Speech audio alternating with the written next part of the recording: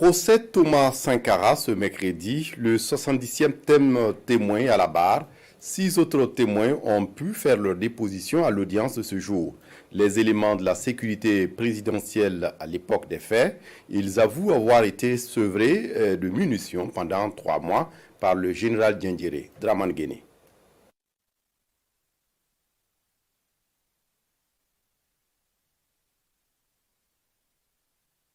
L'un des chefs d'équipe de la sécurité du président Sankara parle de l'entêtement de ce dernier face à la menace. L'adjudant-chef Aboulaye Kagambega n'y comprenait rien. C'est comme s'il voulait réellement se faire tuer. Nous lui avions pourtant dit de ne plus aller au conseil. Mais contre vents et marées, Sankara se retrouve entre les mains de ce bourreau. Pour lui, le coup d'État a été préparé sur une longue période. La sécurité présidentielle manquait de munitions et durant 3 mois, les demandes de dotation sont classées sans suite. C'est le général Diendéré qui servait les moyens à la sécurité présidentielle. À la confrontation, le général s'inscrit en faux contre le témoin. Il dit servir régulièrement tout ce dont les éléments avaient besoin pour la sécurité du président du Faso. Un autre fait qui soutient la préparation du coup selon le témoin, le sabotage de l'arme lourde fixée à la présidence. Dès les tirs au conseil, le témoin accourt sur le PKMS, mais peine perdue. Des pièces ont été suturées de la fameuse arme.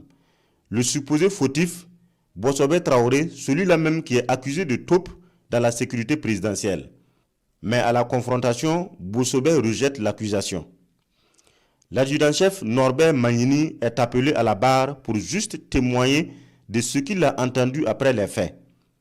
Il rapporte ce que lui aurait rapporté un certain Roger Kéré, commando au Sénèque à l'époque. Selon le témoin qui rapporte les propos de Roger Kéré, le 15 octobre à 10h avant l'assaut, le général Diendéré l'a appelé avec 3 autres militaires. La mission était de descendre sur la DCA, l'arme lourde, et de faire un tir dans le dos de la sécurité présidentielle afin de détourner son regard pour permettre l'entrée des assaillants. Cette mission devrait s'exécuter à 16h quand le président du Faso sera au conseil. Pour éviter toute fuite, les 4 soldats sont enfermés dans un bureau pour les faire sortir aux moments opportuns. Pour des propos rapportés par un témoin, le président n'a pas jugé bon de le confronter au général. Notre confrère à la retraite était aussi à la barre. Youssouf Tiendrebego était technicien à la radio nationale au moment des faits. Le 15 octobre, il se pointe au service pour assurer sa tranche de 16 heures. À peine assis devant les machines, 3 personnes surgissent dans les locaux. Le journaliste Gabriel Tamini, le lieutenant Oumar Traoré et Feu Salifou Diallo. Ils disent avoir une proclamation à faire en direct. Le technicien ouvre l'antenne, le lieutenant Traoré lit son message de fin du CNR et conclut « La patrie ou la mort nous vaincront ». C'était la formule consacrée de fin de discours selon le témoin.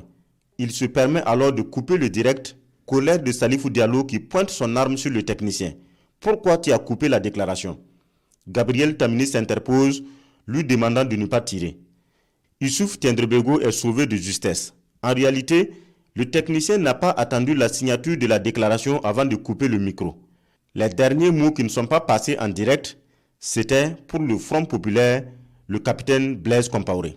En tout, 6 témoins ont été entendus ce mercredi et l'audience reprend demain pour le dernier jour avant la pause de 2 semaines.